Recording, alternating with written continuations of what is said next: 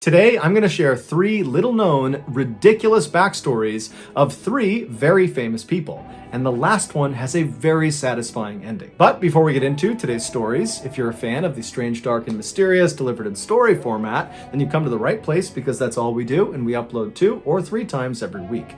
So if that's of interest to you, please replace the like button's Shroot Bucks with Stanley Nichols. Also, please subscribe to our channel and turn on all notifications so you don't miss any of our weekly uploads. All right, let's get into today's stories.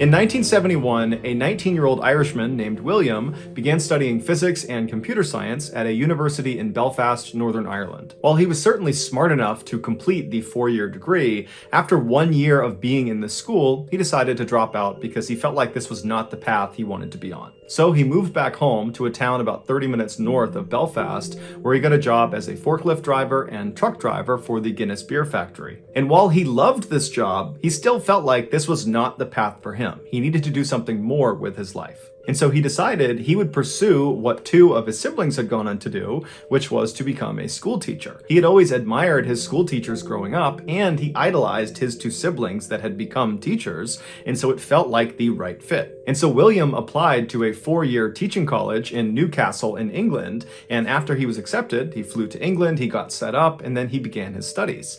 The first year was great. He loved what he was doing, he did feel like this is the right fit, and he was getting good grades, everything was going exactly to plan. But then year 2 happened and everything went off the rails. A requirement to graduate from this 4-year teaching college was all the aspiring teachers starting in their 2nd year had to go teach real students real lessons. They basically had to go to high schools and elementary schools and fill in for the real teacher and give a real lesson. And they were scored on their ability to do that. But all the aspiring teachers knew that when you gave these real lessons to real students, what really ended up happening was the students did not take the aspiring teachers seriously. They viewed them as kind of like substitute teachers, and so they didn't respect them and they didn't listen to them. And so typically these real teaching sessions just turned into the aspiring teachers desperately trying to calm down their pupils long enough to get them to listen to their lesson plan for just 1 second. But normally it didn't work out, and before long the day was over and nothing was really accomplished. So in William's 2nd year, when it was his turn to go over to a high school and administer his lesson plan, he went over there knowing what he was up against. He did not really expect it to go well. But he decided he would go in there with a positive attitude and he would try to do his best. But as soon as he walked into his classroom, he immediately could tell he was going to be overwhelmed. Everybody's standing up and talking amongst themselves, and they turn around and they see William walking in, and they have this moment of realization that their real teacher is not going to be teaching them that day. It's going to be this substitute, William, and they all kind of gleefully began laughing and joking, and they just turned their backs on William and kept talking amongst themselves. And so William goes inside, he puts his stuff on the desk, and he attempts to get the class to listen to him by saying, "Hey everyone, come on, sit down, time to listen up, I'm your new teacher for the day." But the kids just were not listening.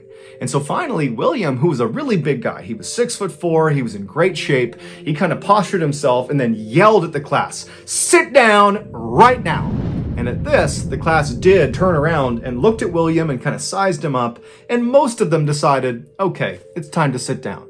And so 99% of the class goes quiet and sits down, except for 1 kid. It was this 15-year-old boy who was at the back of the room, and he was standing up, defiant, with his arms crossed, staring at William with a smirk on his face. And all around him, all his cronies were sitting down, looking up at him, laughing, and kind of looking up at William and laughing at him, knowing that a confrontation was about to ensue. And so William is staring at this kid, trying to get him to just sit without saying anything, and this kid is just mean mugging him with his arms crossed, and nothing's happening. And so William walks right up to him and kind of leans over his shoulder and says, "You need to go out in the hallway right now. I will meet you out there." And then William turned around and started walking back towards the front of the room, expecting this to have worked, that this 15-year-old kid would have just followed right along and he'd walk right out to the hallway and that would be that. But when he turned back around again, the 15-year-old kid had not moved. He was still standing in the back of the classroom, arms crossed, staring up at William, basically saying, "Make me." And at this, William lost his mind. He was so mad and so frustrated at how unbelievably disrespectful this kid was being, and really the whole class was being to him, that he just kind of lost it. And he ran up to this kid in the back of the room and he gets right up in his face. And remember, William is 6'4". He's a big guy. And he gets right in the kid's face and he's like, "Get out in the hall right now!" And this kid doesn't flinch. Instead, he reaches into his pocket and pulls out a knife and he holds it right up against William. And William, without any hesitation, just winds up and blasts this kid across the side of the head, sending him flying over a kid sitting at a desk. He goes flying over this kid and crumples into the corner. And then when he stands up, he drops the knife and puts his hands up and he's like, okay, I'll go out in the hall. And William's like, go out in the hall right now. And so the kid ran out of the classroom, he goes out into the hall, and the whole class is totally silent. No one even wants to look up at William. They're all kind of just looking down at their desk, trying to be as quiet as possible. And William walks back to the front of the class and proceeds to teach the rest of the lesson. As soon as the high school learned that this aspiring teacher, William, had basically knocked out one of their students, even though it seemed like it might have been a little bit deserved, they immediately told the teacher's college, and the teacher's college immediately expelled William. And so now William is suddenly jobless and he's kind of lost again in the world. He doesn't know what he wants to do now because he really had committed to being a teacher. And so he goes back to his home in Northern Ireland and he begins thinking about, what is he going to do next? And he keeps having this thought that he should pursue this thing that he's always been interested in, but he had never taken seriously because it felt so risky. But now that basically everything in his life had fallen apart, he had nothing to lose. So he decided, what the heck, I will do the thing that I've always wanted to do. And that was stage acting. And so he went and auditioned with a local theater company in Belfast. He was accepted into the theater troupe. And then 4 years later, he was discovered performing on stage by a Hollywood filmmaker. And they cast him in a movie. And the rest, as they say, is history. William Neeson, better known as Liam Neeson, would go on to star in dozens of huge movies and TV shows. And he's probably best known for his epic role in the movie Taken, where he is this CIA operative with a particular set of skills, and in this movie he punches a lot of people in the face, just like when he was a teacher. In 1963, when Tim Dick was just 10 years old, he went over to his friend's house and he snuck a bottle of whiskey from one of their shelves. He pulled it out and he poured himself a full glass to the brim with whiskey, and then he downed it in one huge gulp. Tim had grown up idolizing cowboys on TV, and every time he watched them, they would come galloping into some town, they would go into the saloon, and they would sit at the bar just throwing back shots of whiskey. And so Tim always assumed whiskey must be this totally amazing, refreshing drink for these guys to be drinking it out in the heat of the desert. But unfortunately for Tim, after he slugged this huge glass of whiskey, it was not refreshing. It tasted like gasoline, and his chest felt like it was on fire. But instead of being turned off by alcohol and waiting until he was older and of age to try it again, Tim instead thought, you know what, the next time I have whiskey, I just need to water it down a little bit. And so for the next year, Tim continued to periodically sneak whiskey out of his friends' cabinets, and he would drink this watered down whiskey. And then when he turned 11 years old, his father, who he was very close with, died tragically in a car accident. And Tim really didn't have a good way to cope with the grief of losing his father, and so he turned to drinking even more than he already was. And before long, Tim was like this young kid who basically was an alcoholic. But he hid it extremely well. He graduated high school, he graduated college, and really nobody knew he was drinking as much as he was. But after he graduated college and he was living on his own in Michigan, there was no structure in place or person in place to stop Tim from going overboard with his substance abuse. And so not only did his drinking get completely out of control, but he began using and selling drugs, namely cocaine. In 1978, when Tim was 25 years old, he and his drug dealing partner were scheduled to take part in the biggest drug deal of their careers. They would be selling about 1.5 pounds of cocaine to a guy named Michael Pfeiffer, and he'd be buying it for $42,000, which when you adjust that for inflation would be like buying it for $175,000 in 2021. Tim and his partner were very excited about all this money they were going to make, but they were equally worried about the transaction. A lot can go wrong. And so Tim decided, in order to mitigate their nerves and kind of make this a safer drug deal, he decided they would do the transaction inside of a public airport, because Tim had seen that done on TV and believed that would give them an additional layer of safety. And so on the day this deal is going to take place, Tim takes the 1.5 pounds of cocaine, he puts it inside of a brown Adidas gym bag, and he also throws a key lock inside of this bag. He zips it up, he walks outside, he dumps the bag in the back of his car, and he drives to the Kalamazoo International Airport in Michigan. When he gets there, he parks in the big parking lot right outside of the front doors, and as soon as he's parked, he goes around to the back of his car, he pulls out this brown Adidas bag, he throws it over his shoulder, shuts his trunk, and then he waits for his partner to show up. A couple of minutes later, right on time, his partner pulls into the lot, he parks nearby, and then the two of them very casually begin walking towards the front doors of this airport. They walk up the steps, they go in the front doors, and as soon as they're inside, they're looking around, and they find Michael Pfeiffer. He's standing up against the wall right in the area he had said he would be. And so without making any sort of contact with Michael, Tim and his partner turn the corner and they go into a nearby locker room. Once they're inside, Tim pulls the lock out of the brown bag, and then he puts the bag with the drugs in it inside of a locker. He shuts it and then uses the lock he had just pulled out to lock the locker. And then he and his partner leave the locker room. As soon as they go out into the main terminal, they start walking over towards Michael Pfeiffer. And as they get closer and closer, Tim's partner breaks off and goes to a bench on the other side of the terminal, and Tim continues walking on right up to Michael. And then when he reaches Michael, he very discreetly hands him the key to the lock on the locker, and he tells him which locker number the drugs are in. Michael doesn't say anything, he takes the key and he heads off to the locker room. Tim turns and he goes over to his partner and he sits down on the bench and waits. Meanwhile, Michael goes inside the locker room, he uses the key, he opens up the lock, he opens the locker up, he checks to make sure the drugs are still there. They are. As soon as that's confirmed, he takes the bag, he throws it over his shoulder, and he walks back out to the main terminal to meet up with Tim and his partner. Tim and his partner are sitting on the bench, they see Michael coming out of the locker room, and they're expecting Michael to walk over and basically hand them a bag full of $42,000. But instead, Michael walks up to them and draws a gun and points it at them and says, "I'm a police officer, you're under arrest." It would turn out this was a sting operation. Michael Pfeiffer, the undercover police officer, had been following around Tim and his partner for months. In Michigan at the time, if you were caught trying to sell 650 grams or more of cocaine, there was an automatic penalty of a life sentence. And Tim and his partner had just been arrested trying to sell more than 650 grams of cocaine. And so facing a life sentence, Tim took a deal that gave him a lesser sentence in exchange for information about other drug dealers. And so Tim would ultimately serve 2 years and 4 months in a federal penitentiary before he was released. Tim would say his time in prison was absolutely miserable, but it was necessary. It matured him in a major way, and it honed his sense of humor. Tim was always a very funny guy. He was always the class clown and the guy goofing around, but in prison, he found it a very difficult task to get these hardened prisoners and prison guards to laugh at his jokes. But eventually, with enough practice and repetition, he could get anybody in that prison to laugh at him.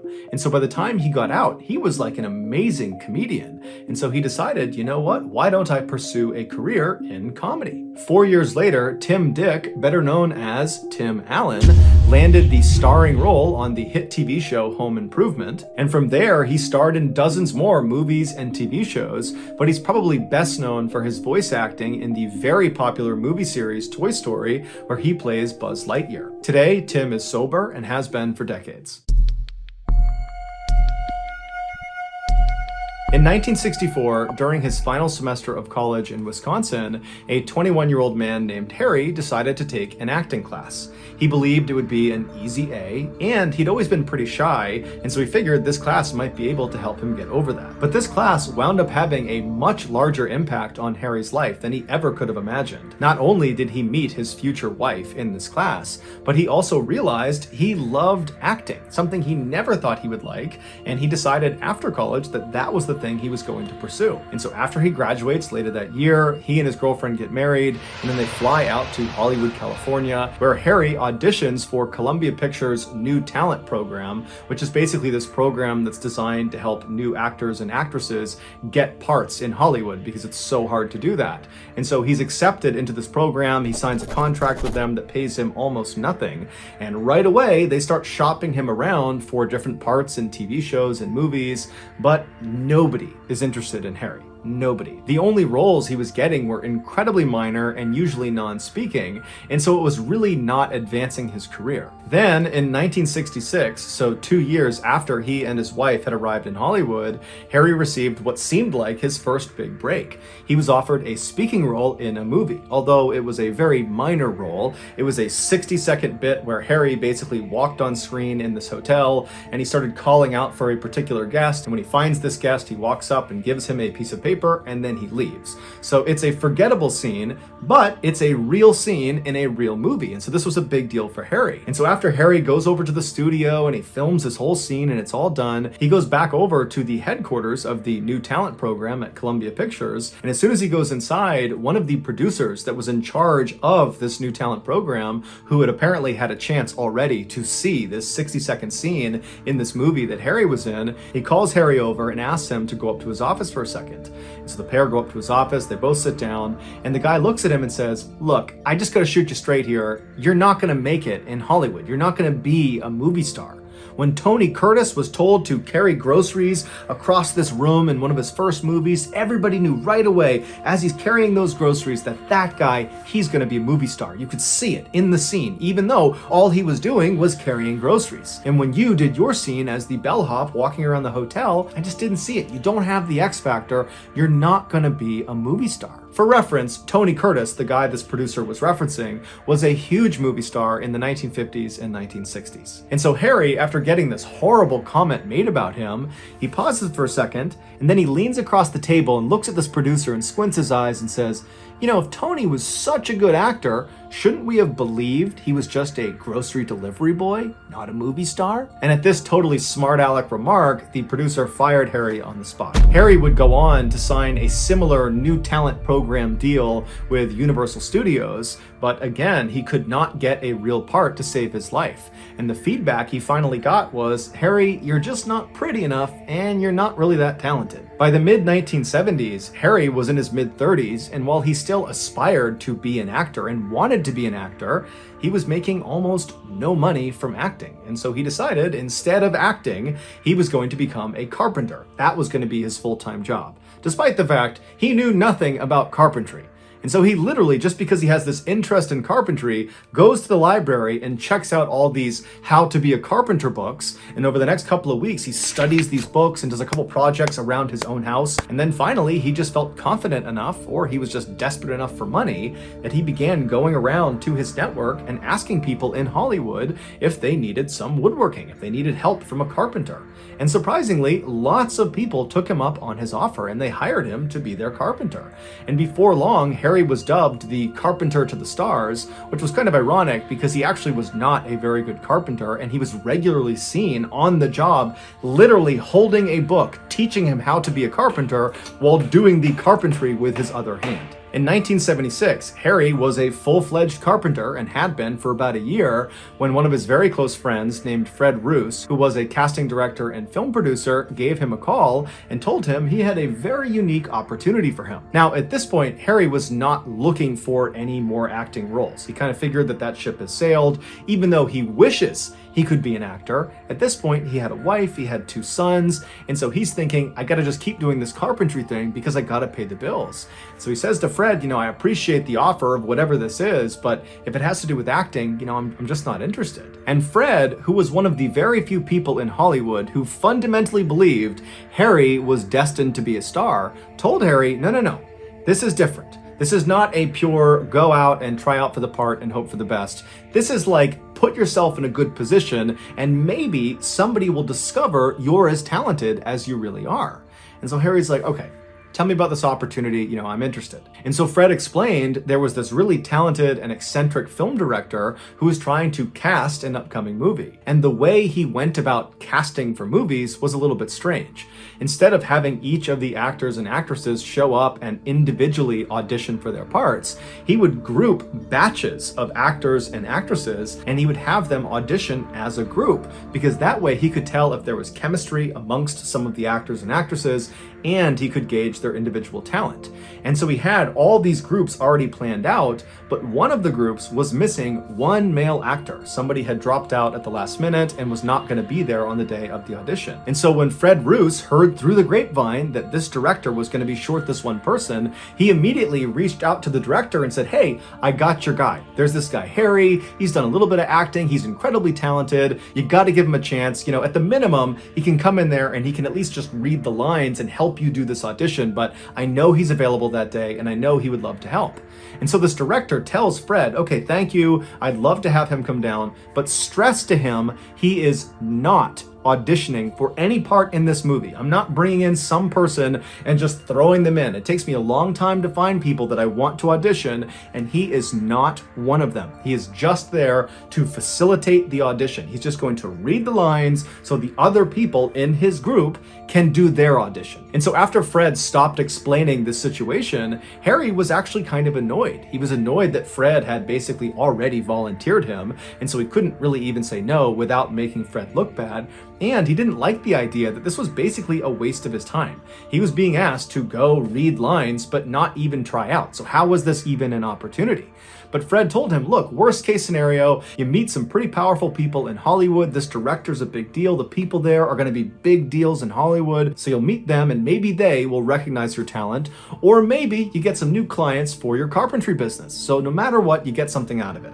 And so finally, Harry says, "Okay, fine, I'll go do this thing." And so Harry goes to this audition, he's handed the script, and he's reminded repeatedly to not attempt to audition. Don't try to act, just read the lines. I don't care if you're monotone, you just read these lines because you're not auditioning. Everybody else is, you're not. Is that clear? And Harry's like, "Yes, I get it. I'm just reading the lines." And so Harry sits down and he starts reading the lines and he's trying to do what they told him to do, but the way he was actually feeling and his actual personality began seeping through. He started coming off as this really grumpy and sarcastic guy that just didn't care about anybody there. He was just totally bitter that he was in the situation he was in. And apparently, this is exactly what the director was looking for in one of the characters he was trying to cast. That kind of nonchalant, bravado, macho, alpha type guy who just didn't care about anybody. And so over the course of the day, as he's reading the script over and over again, not caring at all about how he's performing, he's just simply reading these lines and just being himself, he was actually doing this amazing job portraying one of the characters. And so they let Harry go the whole day. No one told him they were looking at him as a potential character. And then at the end of the day, when Harry was about to just throw the script in the trash and leave without talking to anyone, the film director, better known as George Lucas, walks up to Harry, better known as Harrison Ford, and says, "Wait a minute, I was wrong. You are perfect for this movie, Star Wars.